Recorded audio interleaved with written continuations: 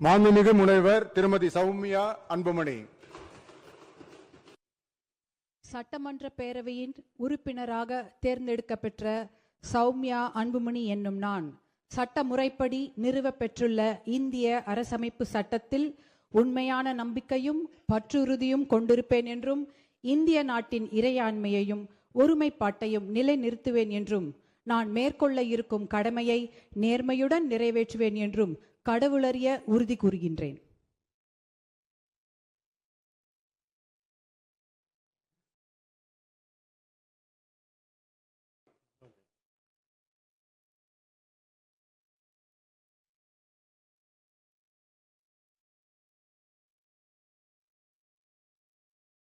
Chennai Silks in summer mega sale. Chennai Silks summer mega sale. The Chennai Silks in Mega Summer Sale.